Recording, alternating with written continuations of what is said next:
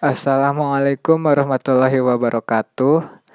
Di sini saya akan mempresentasikan tentang bank sentral atau yang kita sering dengar adalah Bank Indonesia. Bank Indonesia atau dulu disebut dengan The Javase Bank adalah Bank Sentral Indonesia.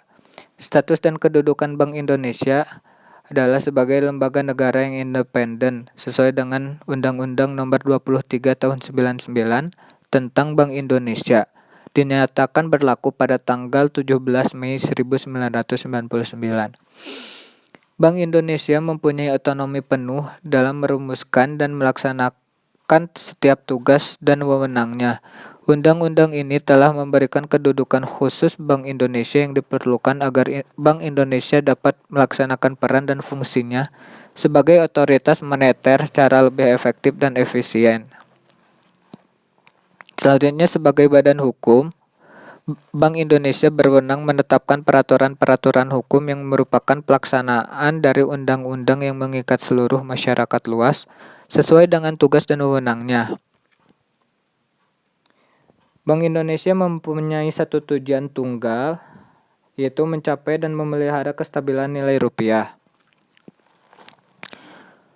Kestabilan nilai rupiah ini mengandung dua aspek, yaitu kestabilan nilai mata uang terhadap barang dan jasa, dan kestabilan terhadap mata uang negara lain.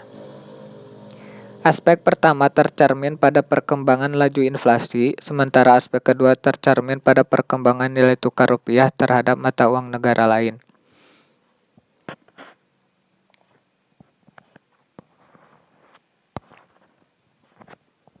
Tugas Bank Sentral menetapkan dan melaksanakan kebijakan moneter. Yang pertama adalah mengatur dan menjaga kelancaran sistem pembayaran. Yang kedua, mengatur dan mengawasi perbankan di Indonesia.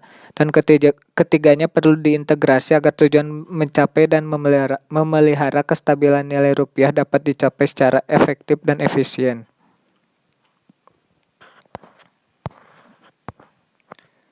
Kebijakan moneter. Bank Indonesia menetapkan dan melaksanakan kebijakan moneter untuk mencapai dan memelihara kestabilan nilai rupiah. Arah kebijakan didasarkan pada sasaran laju inflasi yang ingin dicapai dengan memperhatikan berbagai sasaran ekonomi makro lainnya, baik dalam jangka pendek, menengah maupun panjang.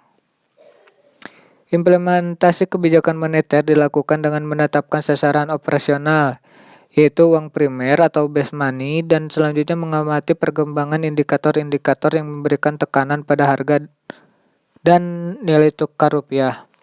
Perkembangan indikator tersebut dikendalikan melalui piranti moneter tidak langsung, yaitu menggunakan operasi pasar terbuka, penentuan tingkat diskonto, dan menetapkan cadangan wajib minimum bagi perbankan. Kebijakan Bank Sentral. Yang pertama adalah penentuan tingkat diskonto.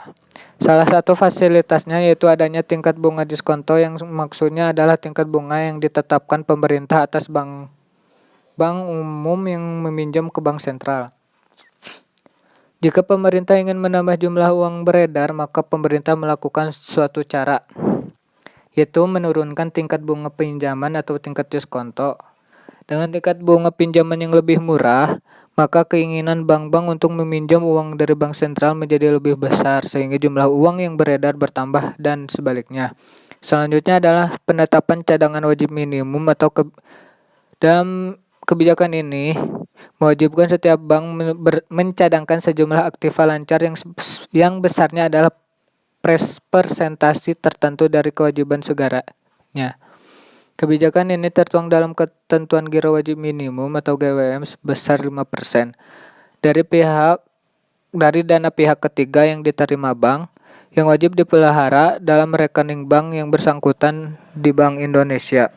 Apabila Indonesia memandang perlu untuk mengetatkan kebijakan moneter, maka cadangan wajib tersebut dapat ditingkatkan dan demikian pula sebaliknya.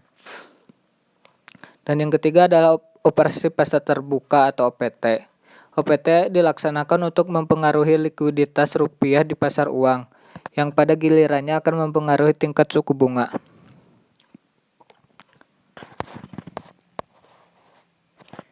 Peran sebagai lender of the last resort. Bank Indonesia dapat memberikan kredit atau pembiayaan berdasarkan prinsip syariah kepada bank yang mengalami kesulitan likuiditas jangka pendek.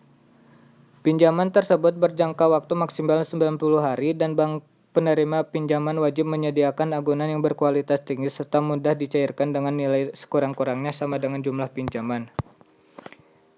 Kebijakan nilai tukar. Sejak tahun 1970, Indonesia telah menerapkan 3 sistem nilai tukar, yaitu yang pertama sistem nilai tukar tetap mulai tahun 1970 sampai 1978. Yang kedua sistem nilai tukar mengambang terkendali sejak tahun 1978. Dan yang terakhir adalah sistem nilai tukar mengambang bebas atau free floating exchange rate system sejak 14 Agustus 1997.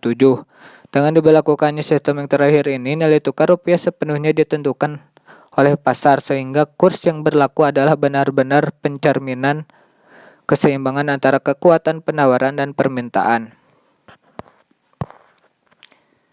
Pengaturan dan pengawasan bank.